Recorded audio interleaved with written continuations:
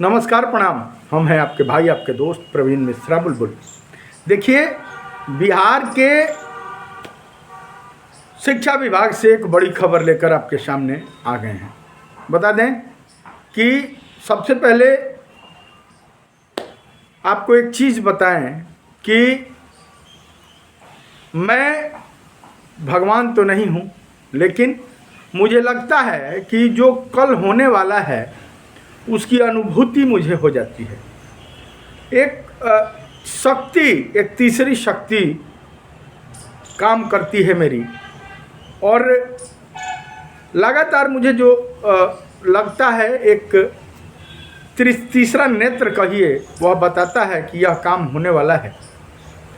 जीवन में एक चीज़ जो हमने पाई है वह यही है कि मेरे खून में पता नहीं क्या है कि नहीं चाहते हुए भी किसी के साथ अगर अन्याय हो रहा है तो मैं उसको बर्दाश्त नहीं कर पाता हूँ। वह चाहे जहाँ भी हो, रास्ते में, चाहे घर में, या कहीं भी मैं जा रहा हूँ, या जहाँ मैं रहता हूँ, चाहे मैं जो भी जॉब करता हूँ, अगर किसी के साथ कोई दूसरा भी अन्याय करता है तो बहुत सारे लोग हैं जो चुपचाप देखते रहते हैं, चुपचाप बैठ जाएंगे।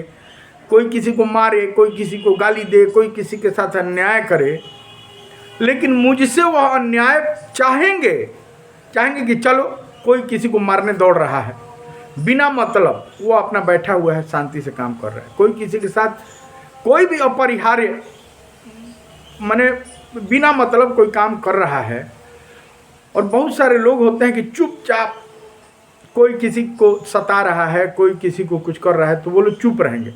लेकिन मैं मैया रानी से कहता हूँ कि हे माता रानी, मुझे वह शक्ति दे दो, हे ऊपर वाले मुझे वह शक्ति दो कि मैं इस अन्याय को बर्दाश्त कर सकूं।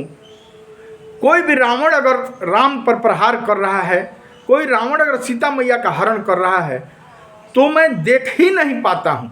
पता नहीं क्यों, यह क्या वजह है। और मैं उसको कह देता हूँ कि यहाँ, ऐ फलाना आदमी, आप यह गलत कर रहे हैं। ऐ रावण, तुम गलत कर रहे हो, क्यों सीता का हरण करने जा रहे हो।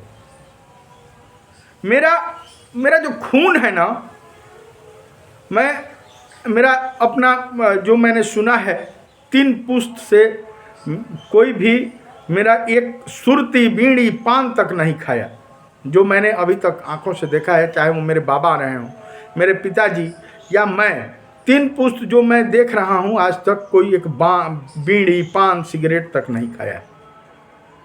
आपको एक बात हम बता दें कि चुनाव का समय चल रहा था और बिहार के मुख्यमंत्री नीतीश कुमार जी चुनाव लड़ रहे थे, और उसी दौरान मेरे मन में ये चीज़ें आई। मैं लगातार कुछ बोल रहा था। नियोजित शिक्षकों को मैं बोल रहा था कि बहुत अच्छे हैं, इनको ग्रेड पे है, इनको वेतनमान है। और मैं बार बार बोल रहा था कि बिहार के मुख्यमंत्री यशस्वी मुख्यमंत्री, उन्होंने ही नियोजित शिक्षकों को दिया है, और वह उन्होंने कहा कि देंगे। मेरे मन के ये भाव थे, वो पता नहीं कहाँ से मेरे मन में आ रहे थे, और मैं बोलता जा रहा था। कुछ विशिष्ट शिक्षक जो लोग बन गए थे, या जो बीपीएससी टीआरई 1, टीआरई 2, टीआरई 3 वाले, पूरे बिहार से मुझे बार बार फ़ोन करते थे, और वे लोग बिहार के यशस्वी मुख्यमंत्री नीतीश कुमार जी का बार बार विरोध करते थे।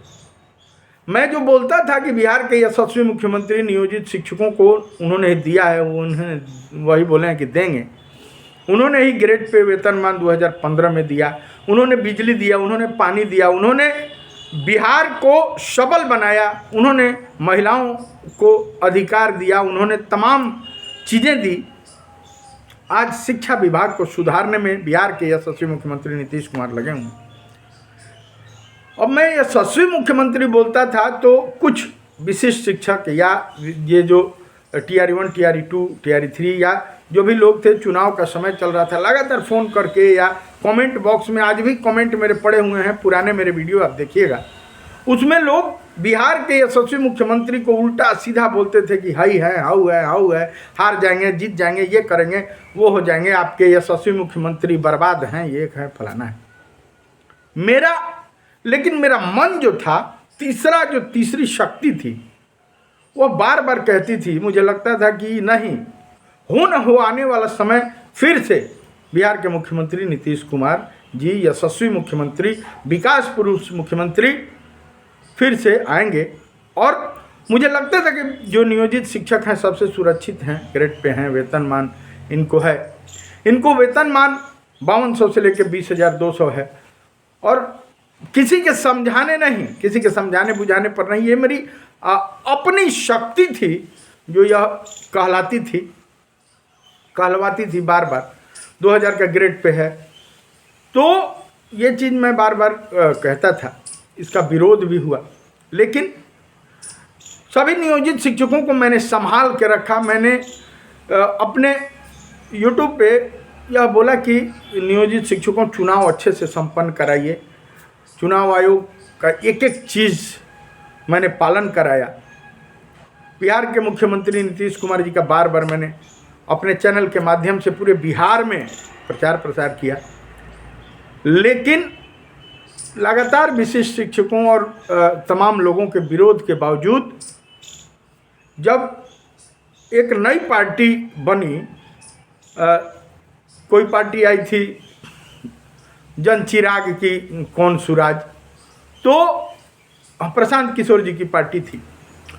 तो प्रशांत किशोर जी की पार्टी को लोग कहते थे कि इस बार बहुमत आएगा, ये आएगा, वो आएगा। उसी में एक अमर खरगा जी हैं मधुबनी के, बड़ी अच्छे एस्ट्रोलॉजी के जानकार हैं। अमर खरगा जी का फ़ोन आया, उन्होंने कहा कि बुलबुल जी, आपका वीडियो हम देखते हैं, बड़ा अच्छा लगता है, और बड़े अच्छे एस्ट्रोलॉजर थे। उन्होंने कहा कि मैंने कुछ लोगों से कहा है कि ये जनसुराज को एक भी सीट नहीं आएगा,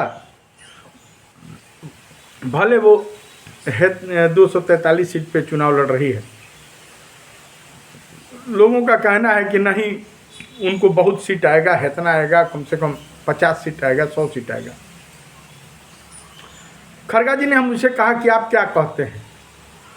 हमने कहा कि देखिए, मुझे तो ये लगता है कि बहुत सारे लोग मुझे भी कहते थे कि आपको टिकट दिलवा रहे हैं, आप टी सीरीज़ के गायक हैं, आप बहुत बड़े सिंगर हैं, इंटरनेशनल अवार्ड विनर हैं, तो आपको भी एक चुनाव लड़वाया जा रहा है, ये हो रहा है, वो हो रहा है। मैंने कहा कि नहीं, मुझे चुनाव नहीं लड़ना है। और ख़ासकर उस पार्टी से मुझे आमंत्रित भी किया गया, प्रशांत किशोर हमसे मिले भी, गीत संगीत का भी प्रशंसा किए, बोले कि हम आपका गाना सुनते हैं टी सीरीज से, वेब म्यूजिक कंपनी से, बड़े बड़े कैसेट कंपनी से।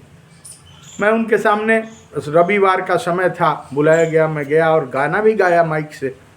लेकिन मुझे जो अंदरूनी जो शक्ति थी वह ये कह रही थी कि हमको नहीं लग रहा है कि भले ही हो हल्ला है, भले ही बिहार जो टाइप है, बिहार में दूसरे टाइप के लोग हैं, तो बिहार में यहाँ जातिगत समीकरण है, यहाँ लोग वोट के दिन बदल जाते हैं। वोट के दिन यादव लोग अपना यादव को देंगे, जो वोट है वो डिवाइड हो जाता है, जातिगत समीकरण यहाँ काम करता है, छोटका बड़का का राजनीति यहाँ हो जाता है। तो मेरे मन में लगा कि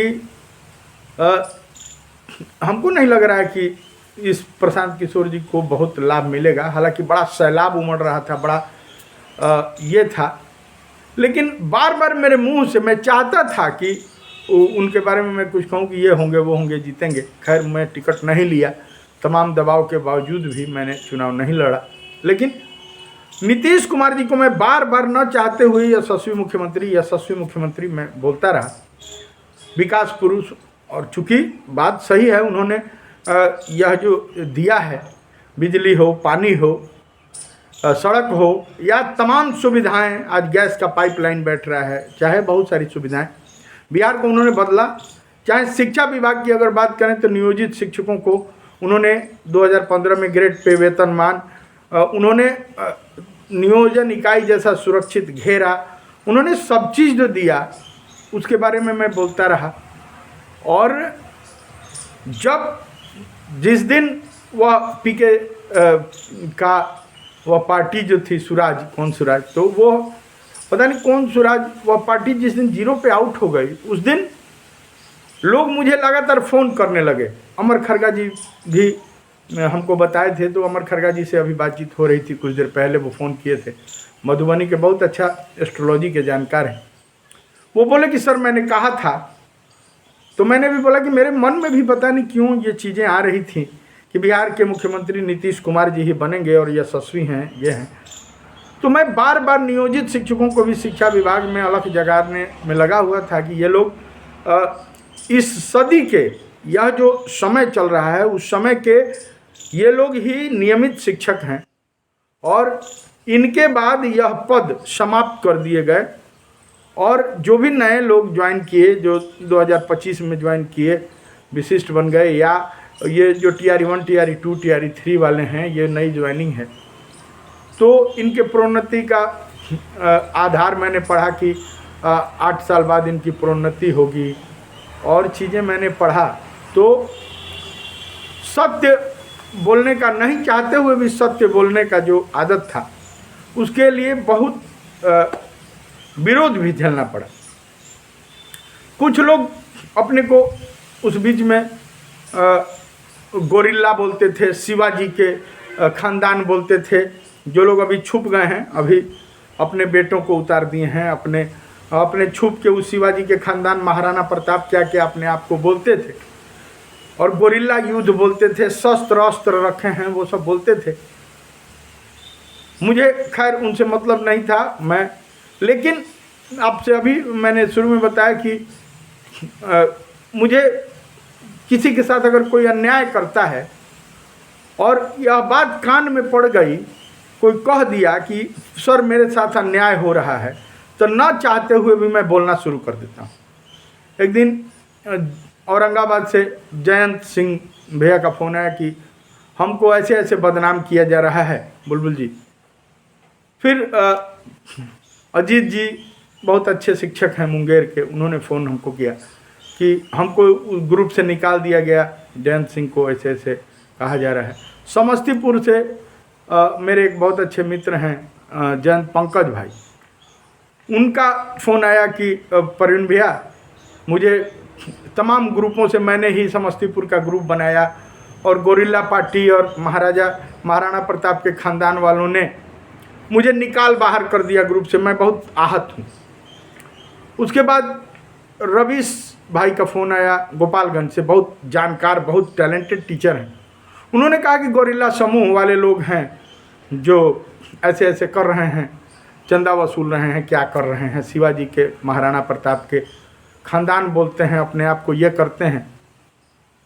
और भी तमाम लोगों का, राकेश सांडिल भाई का फ़ोन आया जो बहुत ही टैलेंटेड शिक्षक हैं। उन्होंने बोला कि हम ही शुरुआत करवाए, आज गोरिल्ला और शिवाजी के ख़ानदान वाले लोग जानकारी हम ही से लेते थे, उन निकाल बाहर कर दिए ग्रुपों से, तमाम ग्रुप बनाए उन्होंने और उन्हीं को निकाल बाहर कर दिया गया। तो ऐसी तमाम बातें सामने आई। हालांकि उस शिवाजी के ख़ानदान और उस पुरुष से मुझे कोई आज भी न विवाद था, न आज भी विवाद है, लेकिन मेरे मन में वो तीसरी नेत्र, वो ऊपर वाला पता नहीं क्या, लगातार मैं विरोध करने लगा, मैं बोलने लगा। और मैं नियोजित शिक्षकों के पक्ष में जो बातें बोल रहा था, उन नियोजित शिक्षकों को, चूँकि मैं जिसके बारे में बोलता हूँ उनको अपना भाई मानता हूँ, अपना परिवार, अब उनके लिए मैं सब कुछ लुटाता हूँ। मैं नहीं चाहते हुए तन मन धन मैं सब कुछ लुटाने लगता हूँ। चाहे मैं जहाँ जॉब करता हूँ वहाँ नहीं चाहते हुए भी अपना परिवार मानता हूँ। अब उस गोरिल्ला और शिवाजी के ख़ानदान ने शुरू कर दिया कि जो अपने आप को गोरिल्ला और महाराणा प्रताप और शिवाजी का ख़ानदान बोलता था, वही आदमी नियोजित शिक्षकों से शोषण करना, 201 ग्रुप, 302 ग्रुप, 500 ग्रुप और बाज ग्रुप और कौन ग्रुप बना के चंदा वसूली शुरू हो गया। मैं नहीं चाहते हुए, मुझसे कोई विवाद नहीं था, लेकिन नहीं चाहते हुए भी मैं बोलना शुरू कर दिया। वो तीसरी नेत्र, मेरा तीसरा नेत्र काम करने लगा और मैं बोलता गया। आज देखिए, आज छोटा सा झटका आया तो वह गोरिल्ला और महाराणा प्रताप का जो ख़ानदान अपने आप को बताते थे, जो चंदा इकट्ठा करते थे वो गायब हो गए। यह होता है, मतलब मेरे साथ, मेरे जीवन में जो बातें होती हैं, आज मैंने सोचा कि आप लोगों को शेयर करूं। अब देखिए, मैं नियोजित शिक्षकों को बार बार मैं बताता था कि बिहार के यशस्वी मुख्यमंत्री, सबसे पढ़े लिखे मुख्यमंत्री नीतीश कुमार जी ने कहा था कि आप नियमित हैं, आपको यही दिए हैं, और 5वां सक्षमता जो हो गया, जो फॉर्म भरने का डेट भी समाप्त हो गया। आपको एक बात बता दें कि हमको अभी लग रहा है कि हो सकता है कि सरकार फिर एक सक्षमता का, हो सकता है कि 1-2 ठो परीक्षा फॉर्म भरने का डेट हो सकता है कि निकाले या भरवाए। तो ये सब चीज़ें हैं, लेकिन आज सोचे कि अपने मन की कुछ बात आपसे करें। तो हमको यही लगता है, अभी तक जो बातें सामने आई हैं, इस बीच बहुत सारे लोग हमसे जुड़ते हैं, बहुत सारे लोग खफा हो जाते हैं, बहुत सारे लोग अपना ज़िंदगी बचाते हैं। लेकिन खरगा जी से मेरी बात हुई, जो खरगा जी बोले कि आपके मंगल जो हैं वो गुरु जो हैं आपके स्वामी हैं, और हमेशा आप जो बोलिएगा, किसी को बोलिएगा कि बर्बाद हो जाए तो वो बर्बाद हो जाएगा, और आप जो कहिएगा वो होगा। हमको लगता है कि बिहार के यशस्वी मुख्यमंत्री नीतीश कुमार जी को मैंने कहा बार बार कि ये यशस्वी मुख्यमंत्री हैं और यह जीतेंगे, उसका कुछ प्रभाव हुआ। बिहार के नियोजित शिक्षकों को मैंने कहा कि आप सुरक्षित हैं, आपको ग्रेड पे है, वेतनमान है, आप नियमित शिक्षक हैं, आप एकदम मस्त रहिए, ज़बरदस्त रहिए, तो सभी लोग मस्त हैं। तो हमको लगता है कि कहीं ना कहीं समस्याएं तो आती हैं, कुछ विरोध होता है, लेकिन सत्य की विजय होती है।